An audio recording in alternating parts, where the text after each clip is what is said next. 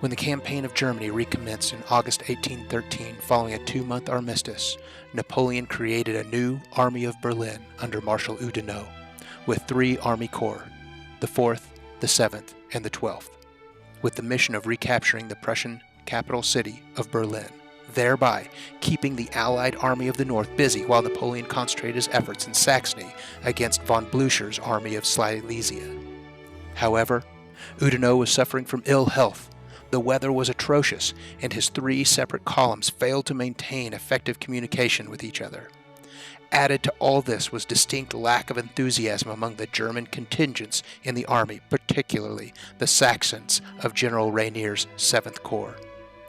This all played into the Allied hands as they had already agreed on the strategy, the Trachenberg Plan, whereby they would weaken Napoleon by avoiding battle when he was personally present, while concentrating against armies commanded by his marshals.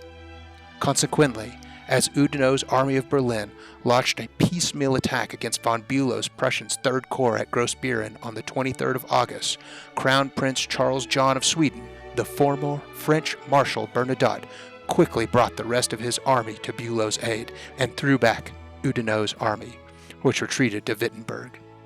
A furious Napoleon dispatched Marshal Ney to take over Oudinot's depleted and demoralized commands, with orders to once again march on Berlin, an appointment that Oudinot deeply resented. However, no fresh troops were able to be spared, so Ney would have to make do with the exact same troops who had already been defeated once in this campaign. Ney's Army of Berlin this time advanced in a single column instead of Oudinot's previous and problematic disposition of 3 columns, advancing on the town of Jüterborg. They soon encountered elements of Bülow's Prussian's 3rd Corps. However, the outnumbered and poor quality French cavalry were soon driven back, and numerous Allied cavalrymen and French were once again advancing blind into enemy territory, just as Oudinot had done the previous month. Bülow was content to shadow Ney's advance for the moment, as he lacked sufficient strength to attack. He knew that Ney would eventually run into General von Tauentzien's Prussian's 4th Corps while guarding the southern approaches to Jüterborg and Berlin. The 4th Corps consisted almost entirely of Landwehr militia, but would hopefully hold Ney in place and delay him long enough for Bülow to move against Ney's flank, closely followed by Vincegrad's Russian 3rd Corps and Stednick's Swedish Corps. Very soon after commencing the advance on the 6th of September, Ney's leading corps, which was Bertrand's 4th Corps, encountered Tauentzien's 4th Corps just to the north of the village of Dennewitz. Bertrand deployed his corps into battle order with the intent of sweeping the Landwehr away and resuming his advance on Berlin. However, Tauentzien's hard-pressed men held long enough for Bülow's 3rd Corps to arrive and relieve them and retake the critical high ground that had been lost to Bertrand's men. As reinforcements arrived on both sides, first Rainier's Franco-Prussian 7th Corps, then Vincegrad's Russian Corps, and then Oudinot's Franco-Bavarian 12th Corps. The situation swung back and forth until a key moment in the battle when Marshal Oudinot was ordered by Ney to withdraw his forces from the front line to form a reserve for the army. The Allies saw this retrograde movement as a retreat, and their assault suddenly increased in tempo and ferocity. This renewed assault coincided with the arrival of Stednick's Swedish Corps, and Ney's demoralized army was finally routed. The Battle of Dennewitz resulted in around 10,000 casualties per side, though, more crucially, the French defeat finally pushed them firmly behind the River Elbe and threatened the northern flank of Napoleon's entire position in Saxony. Napoleon was already reeling from the destruction of Van Damme's corps on the southern border of Saxony. The Bavarians, largely wavering, now abandoned Napoleon altogether and returned to Bavaria. In a further attempt to divide Napoleon's German allies, the Crown Prince of Sweden, already a popular figure in Saxony, appealed to the Saxons to turn against Napoleon. This they would finally do a month later during a critical moment at the height of the Battle of Leipzig. General von Bülow, who had commanded virtually the entire battle, was honored with the title of Graf von Dennewitz. Thanks for tuning in to another Sacred Mountain Battle Report. Dennewitz, 1813. General Rainier's 7th Corps deployed in the center. The Saxons bring 3 brigades of infantry, 1 brigade of cavalry. There's General Ney, a grand battery of artillery, 2 horse artillery batteries, and 1 foot artillery. Here's General Oudinot's Bavarians astride the River Elbe, or astride the river. I don't believe it's the River Elbe, and General Oudinot there.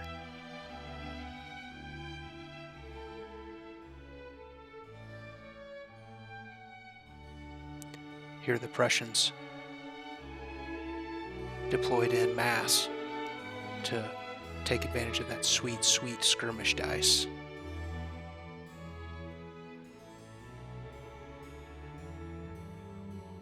The Prussian far right wing here coming up as he also deployed across or astride the river, and the Prussian Grand Battery.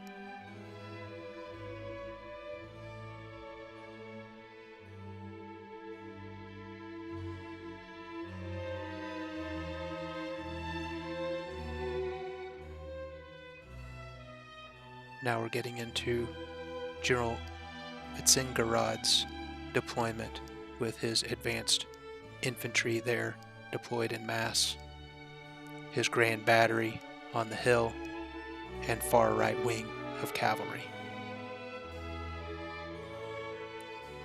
Turn 1 skirmish phase is a win by the Allies 11 to the French 8.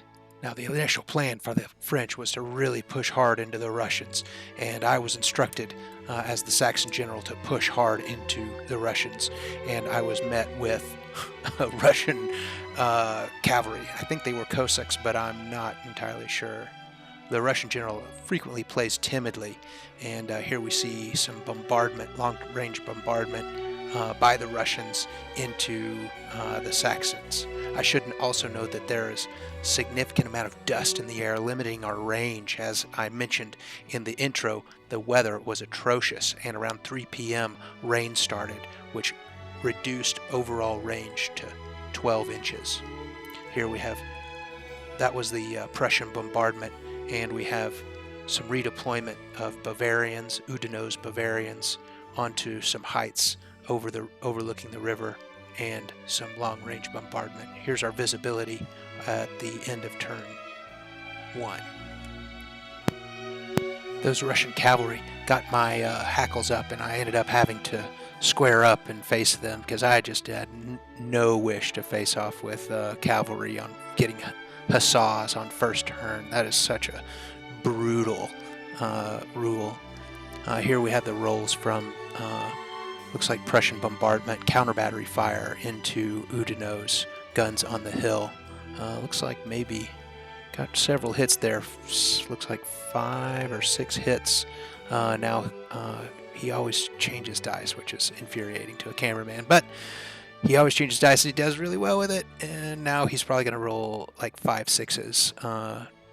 General von Bülow is an amazing die roller. It's really ugly. Ends up getting 2 6s. I think that may take out one of his cannon. We'll see.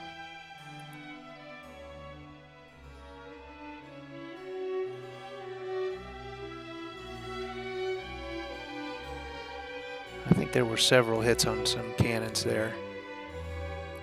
Now it looks as if I may have missed skirmish turn 2 because we're on to turn 2. We've got Prussians limbered up there, and now we have Marshal Ney's force coming in on the left side in march order. They've already unlimbered and are now bombarding, so we are definitely into turn 2 here. You can see the Saxon cavalry have gone up to help the left flank of the Saxon squares, and General Ney is pounding the Russian position as per our initial plan.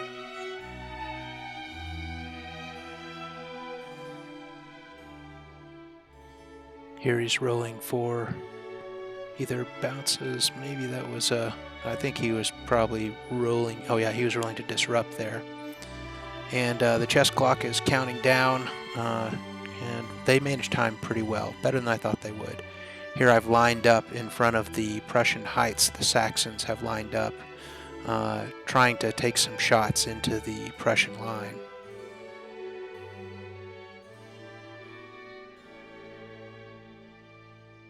The French cavalry is moving up to support my Saxon cavalry, and these aren't heavy cavalry that we're seen in later, more distinguished battles. These are just regular old Saxon cavalry.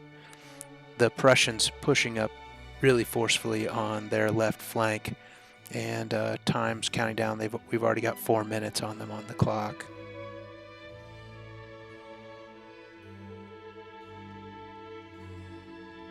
Being careful to stay out of engagement range and trigger an interrupt was the von Bülow's plan there.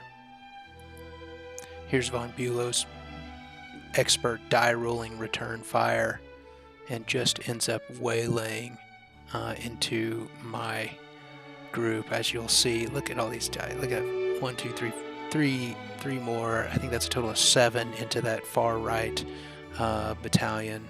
These are all, look at how many hits he's got on all these guys. Now he's still going though. He's still going. Von Bülow is taking no prisoners with this opening salvo, I believe, in turn 2. I believe I caught all the other skirmish phases here. So kind, setting my miniatures back up before taking them out. Now he's rolling to disrupt here. Pretty poor roll there, but got 1 disrupt. All my Saxons disrupt on a 4 and higher. He's got 1 disrupt there, and then of course he's going to wipe this guy out because he's a great die roller. Look at 1, 2, 3, 4, 5, 6. How many is this? He's 3, 6. Yeah, so that's a pickup right there. They only have 6 hit points right there. So that far right battalion is gone, and that's the Russians letting loose with their grand battery. And he rolled pretty good throughout. Those are all hits, and that's a pickup. And I believe this is turn 3 skirmish phase. 7-6, the Allies win again with me contributing only 1 solitary crappy skirmish, which is a trend that will continue through the whole game.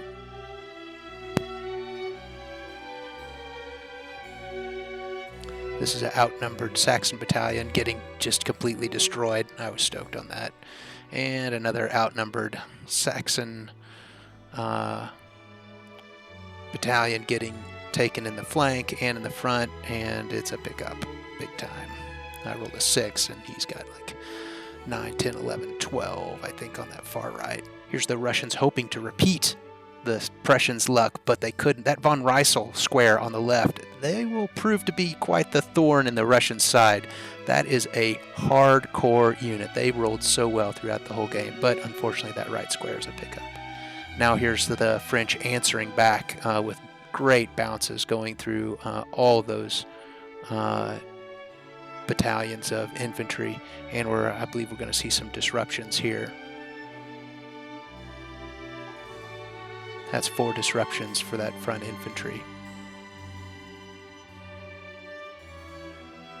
The bounce through, no disruptions.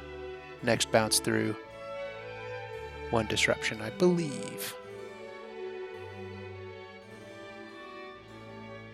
Multiple huzzah markers still on the successful Russian infantry, but they're a little chewed up from those French guns. There's some huzzah markers and some Prussians, and I decided discretion was the better part of valor, and scooted back a little bit with my Saxons outside of engagement range. Similarly, we almost had a really devastating huzzah coming up to roll up this Prussian flank advancing into the forest. John's explaining, Oudinot is explaining what he was planning on doing. He was going to change into mass and use that huzzah token again to just start crashing through all those Prussians, because he had lots of momentum left and he was really going to hurt them. Now we have, I believe, some more Russian guns, which are deadly rolling into that square, and so they shift up, but they may have had to shift it back down because I think that they were wounded. Yeah, they were wounded. And here's, ouch. Oh yeah, there's von Reissel. Yeah, man, he was able to rally all that stuff off, and he was just kicking butt throughout the whole game. I think I lost track of what we were doing. Surely this is more Russian artillery fire into my squares or cavalry.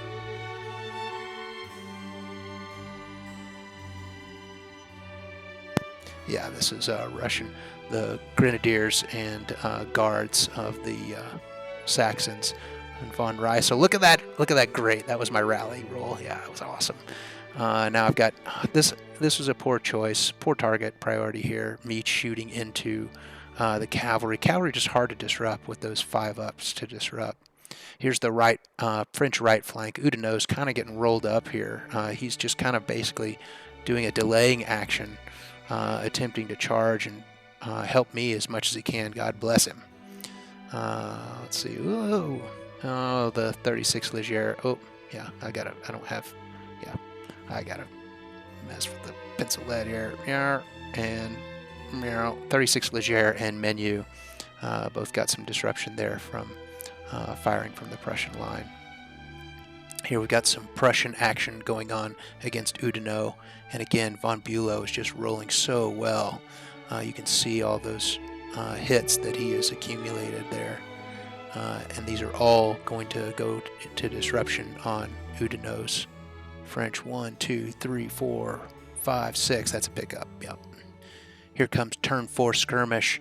10-8 again in favor of the Allies, and man, the Saxons just weren't contributing much. Of course, neither were the French. Yeah, here's me trying to do the math in my head. This is embarrassing. Yeah, they did much better. They won. Good job. 10-8. They get an extra momentum as a result of beating us by 2. Here's some bombardment into not cavalry this time, but into some Prussians, and a huge swirling cavalry melee on our left flank. There's the outnumbered bonus of 1, and a 6 and a 4 was rolled versus the Russian full strength cav. They've got a 6, and now the Russian general needs to roll, and it's a 6. Oh, devastating. 12. That was a really good roll on the Russians. 12. Oh, they were 13. So, oh gosh, they've got to bounce. This was supposed to be a easy victory. Yeah, that makes them bounce back and get a disruption. That was a real bummer for us. Back in the center, the Prussians have bombarded, and Oudinot's remainder is kind of squaring up on this side of the river, and he ended up charging into what was remaining of my cavalry and picked them up. And here we have this was a French charge into the flank of cavalry and ended up picking up the cavalry. It was a turn 5 skirmish, 3-2. They still win skirmish. We've got some really motivated Prussian guys bearing down on my Saxons in the center. I do have, looks like this is there's von Riesel's corps. Man, they were so good. I don't know what I'm doing here. I'm looking, I think, they got charged by the cavalry, so it's 6-5, but we were in poor formation, so now I have to go back down to 1, -1. Oh, I rolled a 6, which was bitchin', and let's see what the Russians roll. I forgot what happened to von Riesel here. Yeah. I guess I'm bragging about von Riesel, and the Russians, what are the Russians going to roll? Are they going to roll? They may roll. They may have already rolled. Oh, they had to bounce. They tied us and they bounced. That's what it was. And here's some Saxon volleying into some fairly significantly wounded Prussians and the squared up Saxons on the right there. And unfortunately, they get flank charge and von Riesel finally succumbs. Here's some Saxon patriots pushing hard into the Prussian battered line that was getting hit by my cannon fire, and looks like some French charging into the flank of a Russian cavalry squadron, and they got them in poor formation, and that's a pickup for the Russian cavalry. And the Saxons get some huzzah tokens finally.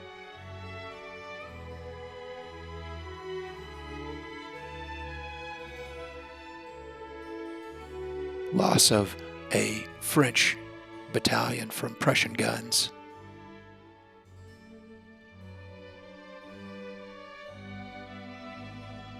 These are bounce throughs and failing. Here's some bombardment by Saxon guns. I've targeted infantry solely with my cannons from now on. It's worthless to target just about anything else. Here's me trying to get some volleys into the flanks of Prussian artillery, and this is Oudinot trying to protect the Saxon flank with what little he has left. He's about to get wrecked here on the other side of the bridge. Those two battalions are about to get flanked by some Prussians charging out of the woods that you'll see in just a moment. And this is all volley fire, exchanging fire across the river, and some more volley fire into Saxons here, and that's a pickup.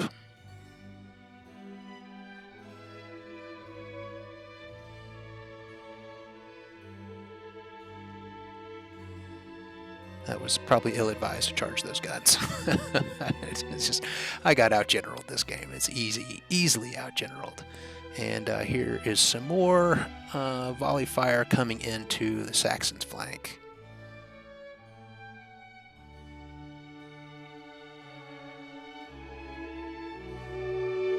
Disrupt on a 4s or higher. Von Bilow's not super happy with that roll. I was kind of stoked I got his facial expression on that. He was really rolling well. The Guards and Grenadiers, I think, only have 1 hit point left anyway. Here's General Menu taking some fire with 2 hits, it looks like, and that may end up being a pickup for Menu.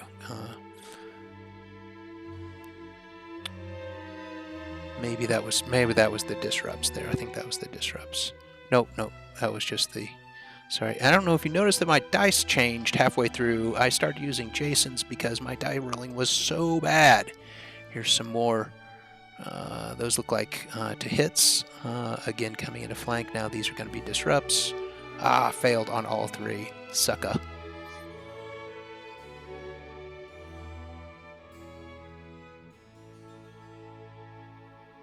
Some return fire from the Prussians into Oudinot's far left and depleted troops, protecting my right flank. Failing again as dice kind of rolled out. Here's some Prussian fighting across the river, musketry, and yeah, boy, only 3 hits there, and now he's going to have to roll to disrupt. 2 disruptions, that may be enough.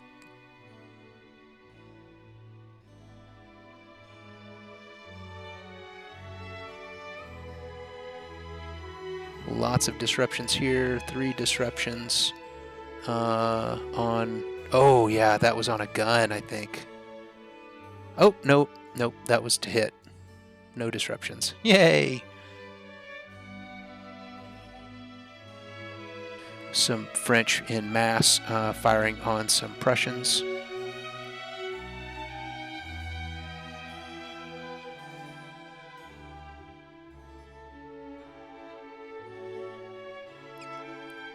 Or, I'm sorry, Prussians firing on French that had already fired. And I think he disrupted a little bit there. And now more Prussian guns coming in and firing on these poor, pretty much abandoned battalions on the other side of the river.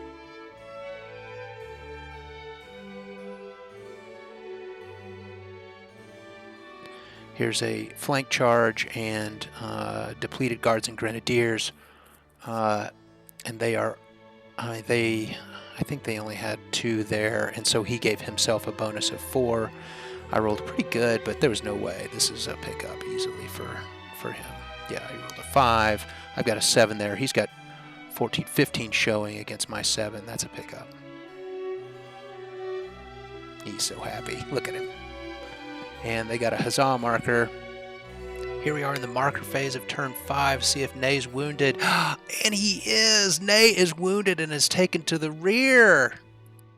chess clocks really making a difference here, and we move on to the turn 6 skirmish phase, 5-5, and guess what? The roll-off, the Allies win again. They won every single skirmish phase. Here's those Prussians rolling up the Oudinot's far right flank on the far side of the river.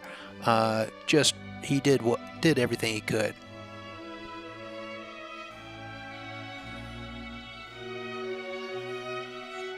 Here's some French falling back from those guns, and 2 battalions coming in, each full strength of 6.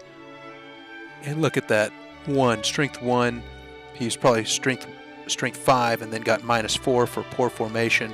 He's outnumbered. They get a bonus of 1. He rolls a 1. Ridiculous. Oh, Prussians roll a 1 and a maybe, who knows? Doesn't matter. It's a pickup.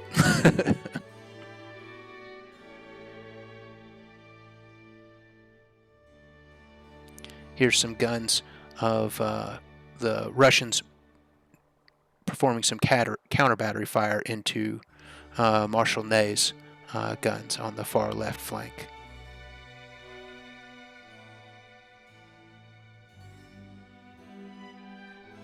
Prussians again unloading into the Oudinot's corps. The 36 Léger, pretty strong. Look at that. 8 to, I don't know. I beat him by 3 or more, so that was a pickup on the Prussians. Finally.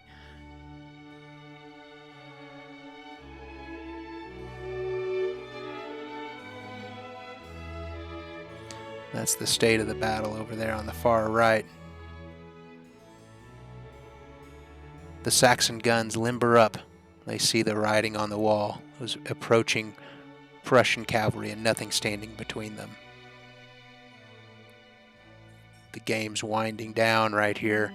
Turn 6. I don't think we've ever gotten to turn 6 before. But we have the Prussians really handily controlling the town of Dennewitz, just like in real life. And then Ney, Oudinot, and Rainier Saxons seemingly in full retreat back across the River Elbe, back to France. And that's pretty much game. We talked it out after this, and we think this was a clear-cut Allied victory. Sorry I was a little late on getting the Dennewitz scenario given to you guys, because this was my house the weekend after I said I was going to do it, and we had some problems with the first. This is actually the second playthrough of the Dennewitz scenario, and this scenario was super good. The first one not so great, just because the deployment was kind of weird. The map was weirdly oriented. Overall, again, Huzzah was not a big part of our game today, but it is it's very powerful. I highly recommend using that rule. Maybe too powerful. We've thought about limiting it to just 1 Huzzah marker per, where you can just use 1 more movement. But I guess you run out of momentum, so it's self-limiting. The Russian general, us French guys thought he was going to play cagey yet again, and he surprised us and came right for the Saxon throat right out of his deployment. That was a little unusual for us. And General von Bülow, he is really probably one of the best tacticians of us now, and he's one of the least experienced wargamers. He has gotten really good, and he is dangerous on the battlefield with his Prussians. Really has a good tactical understanding. And he was just, General Oudinot was just outclassed on the right. He was just getting crushed, and although he had terrain in his favor, the von Bülow was just rolling so hot early in the game, and then kind of ran out near the end. Thanks again for tuning in to another Sacred Mountain Battle Report. A special shout out to a webpage that I used as source material that Joe used for designing this, and that's Jemima Farr's Miniature Wargames blog, and that's Jemima, JEMIMA FAWR.co.uk, and his Battle of Dennewitz scenario as well as source material was used heavily, and we want to thank him or her for putting that on the web for all of us to use. Have a great day and happy wargaming.